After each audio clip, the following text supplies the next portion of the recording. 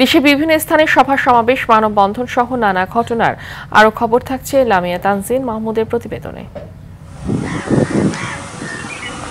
রাঙামাটির বাঘাইহাটের দুর্গম পাহাড়ে ইউপিডিএফ এর আস্তানায় সেনাবাহিনীর অভিযান এবং গুলি বিনিময় হয়েছে।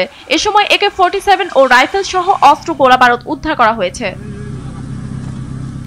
ঢাকার শিল্পাঞ্চল আশুলিয়া নরসিংহপুর এলাকায় রাতের আধারে বাউন্ডারি ওয়াল ভেঙে প্রায় 10 লক্ষ টাকার মালামাল লুট করে নিয়ে গেছে সন্ত্রাসীরা।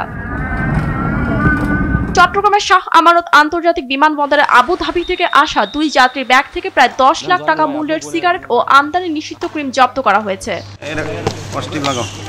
মব সৃষ্টি করে সাধারণ মানুষের জানমালের ক্ষতি, ষড়যন্ত্রমূলক মামলার প্রতিবাদ এবং দোষীদের শাস্তি নিশ্চিত সহ 3 দফা দাবিতে রংপুরে বিক্ষোভ ও মানববন্ধন সমাবেশ করেছে বাম গণতান্ত্রিক জোট ও বাংলাদেশ উদীচী শিল্পী গোষ্ঠী। বরিশাল শেরেবাংলা মেডিকেল কলেজ হাসপাতালে রোগী হয়রানি, দালালদের দৌরাত্ম্য বন্ধ, সুচিকিৎসা নিশ্চিতে অবকাঠামো উন্নয়ন, প্রয়োজনীয় জনবল নিয়োগের দাবিতে মানববন্ধন ও বিক্ষোভ মিছিল করেছে সর্বস্তরের ছাত্র জনতা। ঢাকায় জাতিসংঘের মানবাধিকার কমিশনের কার্যালয় স্থাপনের চুক্তির প্রতিবাদ জানিয়ে সংবাদ সম্মেলন করেছে হেফাজতে ইসলাম বাংলাদেশ ঝালকাঠি জেলা শাখা।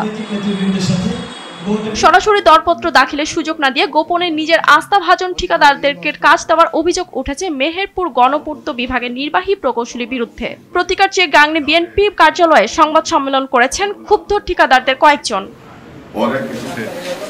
ভোলায় জুলাই পুনর্জাগরণ উৎসব উপলক্ষে জেলার 7 উপজেলার নৌবাহিনীর উদ্যোগে মেডিকেল ক্যাম্পে বিনামূল্যে চিকিৎসা সেবা দেওয়া হয়েছে। কুমিল্লার SEDP মাধ্যমিক ও উচ্চ শিক্ষা অধিদপ্তরের উদ্যোগে দেবিদ্বারের 37 জন কৃতি শিক্ষার্থীদের পুরস্কার বিতরণ ও সম্মাননা প্রদান করা হয়েছে।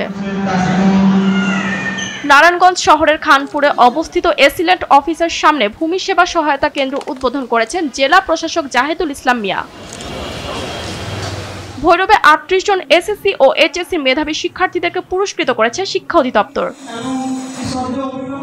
জুলাই পুনর্জাগরণ উদযাপন উপলক্ষে নওগাঁর রানীনগর উপজেলা কফিলিয়া উচ্চ বিদ্যালয়ে অসচ্ছল ও অসহায় 1000 মানুষকে বিনামূল্যে চিকিৎসা সেবা দেওয়া হয়েছে। বাগেরহাটের চিতলমারীতে বিএনপির ভারপ্রাপ্ত চেয়ারম্যান তারেক রহমান ঘোষিত রাষ্ট্র কাঠামো মেরামতের রূপরেখার 31 দফার লিফলেট বিতরণ ও গণসংযোগ করা হয়েছে। 31 দফা লক্ষ্যে আমরা সুন্দরবন বাঁচাও বাঘ বাঁচাও এ প্রতিবাদ্যকে সামনে রেখে বংলায় পালিত হয়েছে বিশ্ব বাঘ দিবস।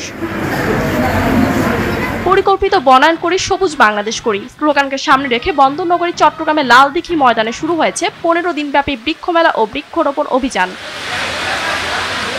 লামিয়া তানজিন মাহমুদ, RTV।